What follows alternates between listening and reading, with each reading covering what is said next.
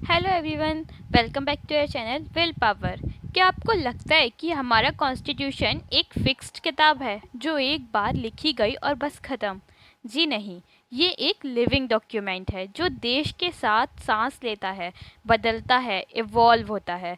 लेकिन सवाल ये है, इतने सारे अमेंडमेंट्स में कौन से ऐसे हैं जिन्होंने हमारी ज़िंदगी को डायरेक्टली अफेक्ट किया?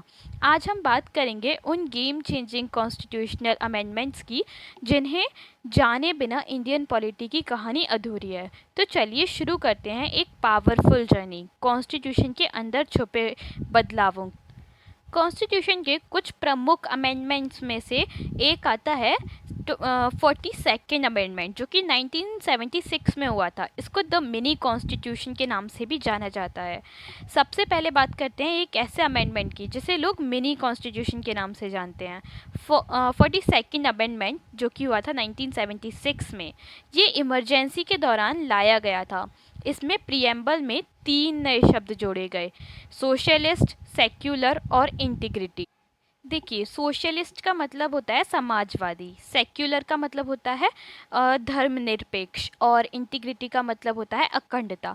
सोशलिस्ट मतलब समाजवादी का मतलब होता है कि जो पूरे समाज में सबको एक समान अधिकार मिले, कोई भी अमीर गरीब में भेदभाव ना करे या फिर सबको बराबरी का हक मिले। और सेक्युलर मतलब कि धर्मनिरपेक्षता का मतलब होता है कि हम भारत में कई प्रकार के धर्म हैं और सभी को यहाँ पर कोई एक ऑफिशियल धर्म नहीं है, सभी धर्मों को बराबर मानना, किसी को भी छोटा या बड़ा ना मानना। और इंटीग्रिटी, अखंडता का मतलब होता है भारत स्वयं में एक पूर्ण देश है और इसकी एकता को तोड़ा नहीं जा सकता। तो इन तीनों शब्दों को 42nd यानी कि 42वें संशोधन में 1976 में जोड़ा गया था, इसमें प्रीएम्बल में इंडियन कॉन्स्टिट्यूशन की। इसी अमेंडमेंट ने हमें दिए फंडामेंटल ड्यूटीज़, जैसे आर्टिकल 51A। लेकिन कहानी यही इंटरेस्टिंग हो जाती है। इस अमेंडमेंट ने पार्लियामेंट की पावर इतनी बढ़ा दी थी कि लोगों को डर लगने लगा था कहीं डेमोक्रेसी को बैलेंस ही ना हिल जाए। ये एक टर्निंग पॉइंट था जहां पावर और फ्रीडम के बीच एक टेंशन क्लियरली दिखी। नेक्स्ट संशोधन यानी कि नेक्स्ट अमेंडमेंट आता है हमारा 44th यानी कि 44वां, जो कि हुआ था 1978 में। द करेक्शन भी इसको हम कह सकते हैं। इमरजेंसी के बाद देश ने एक डिसीज़न लिया गलतियों को सुधारने का। मतलब कि जो एक डिसीज़न लिया गया था इमरजेंसी लगने के बाद गलतियों को सुधारने का, और तब आया था 44th अमेंडमेंट जो कि 1978 में आया था। सबसे बड़ा चेंज हुआ था इसमें, राइट टू प्रॉपर्टी को फंडामेंटल राइट से हटा दिया गया था। राइट टू प्रॉपर्टी मतलब ये पहले फंडामेंटल राइट्स में आता था, हमारे मूल अधिकारों में से एक था, लेकिन इसमें से इसको हटा दिया गया था मूल अधिकारों में से और इसे सिर्फ एक लीगल राइट बना दिया गया था। और एक इम्पोर्टेंट सेफ गार्ड, अब प्रेसिडेंट बिना कैबिनेट की रिटन एडवाइस के इमरजेंसी डिक्लेयर नहीं कर सकते। मतलब कि पहले प्रेसिडेंट बिना कैबिनेट की रिटन एडवाइस के इमरजेंसी डिक्लेयर कर सकते थे, लेकिन इस अमेंडमेंट के बाद ऐसा नहीं था। उनको कैबिनेट की रिटन एडवाइस की बिल्कुल वो मस्ट था, चाहिए ही होता था। ये अमेंडमेंट एक तरह का सेफ्टी लॉक था जिसने डेमोक्रेसी को फ्यूचर के लिए सिक्योर किया था। अगला संशोधन था 61वां और 86वां संशोधन, जो जिसको हम कहेंगे कॉमन मैन्स पावर, यानी कि एक आम आदमी की शक्ति। अब बात करते हैं उन अमेंडमेंट्स की जो डायरेक्टली आपसे और हमसे जुड़े हैं, यानी कि कॉमन मैन पावर के। तो सबसे पहले आता है इसमें 61st अमेंडमेंट जो कि 1989 यानी कि 1989 में हुआ था। 61वां संविधान संशोधन। पहले वोटिंग की एज थी 21 साल, इस अमेंडमेंट ने इसे घटाकर 18 साल कर दिया। तो ध्यान रखिएगा, जो 21 साल से घटकर 18 साल एज की गई थी वोट डालने के लिए, एडल्ट ही वोट डाल सकते हैं, तो एडल्टहुड की एज यानी कि वोटिंग की एज की गई थी 61वें संविधान संशोधन में जो कि हुआ था 1989 में।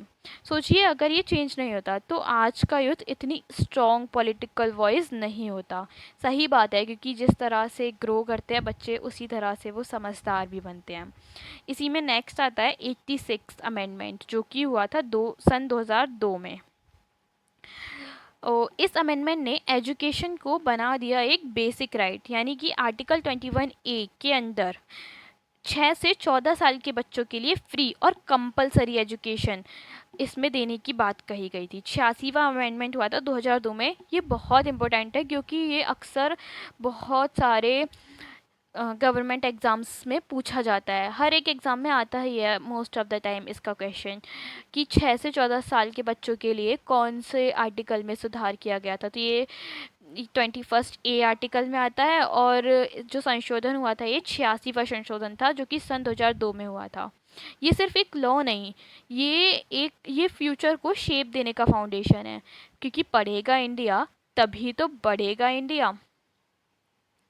तो इसके अकॉर्डिंग ऐसा किया गया था। नेक्स्ट आता है हमारा लोकल गवर्नमेंट्स एंड इकोनॉमी, यानी कि इसमें आएंगे हमारे 73rd 74th और 101, यानी कि 73, 74 और 101वां संविधान संशोधन, जिसमें लोकल गवर्नेंस और इकोनॉमी की बात की गई है। डेमोक्रेसी सिर्फ दिल्ली तक सीमित नहीं रह सकती, इसलिए आए 73वां और 74वां अमेंडमेंट, यानी कि जो कि 1992 में आए थे। इन्होंने पावर दी पंचायत और म्यूनिसिपलिटीज़ को। अब गवर्नेंस ग्राउंड लेवल तक पहुंची, गांव और शहर दोनों को अपनी आवाज़ मिली। और फिर आता है एक मॉडर्न रिवॉल्यूशन जो कि था 101वां अमेंडमेंट, जो कि 2016 में हुआ था। इंट्रोड्यूस्ड जीएसटी, मतलब कि गुड्स एंड सर्विसेज टैक्स, इसके बारे में सभी ने सुना होगा। इसने पूरे देश के टैक्स सिस्टम को एक सिंगल स्ट्रक्चर में जोड़ दिया। इसका रिजल्ट ये आया कि बिजनेस सिंपल हो गया लोगों का, और मल्टीपल टैक्सेस का झंझट ख़त्म हो गई। एक यूनिफाइड मार्केट क्रिएट हुआ इसके रिजल्ट के ज़रिए। ये एक इकोनॉमिक सिस्टम का रिसेट बटन था। सही है बिल्कुल।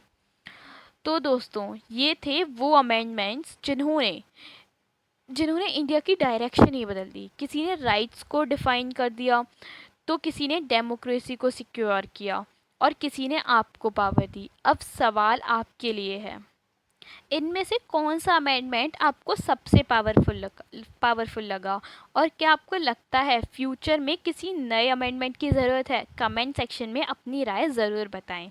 वीडियो पसंद आया हो तो लाइक करें और चैनल को सब्सक्राइब करना ना भूलें। जय हिंद।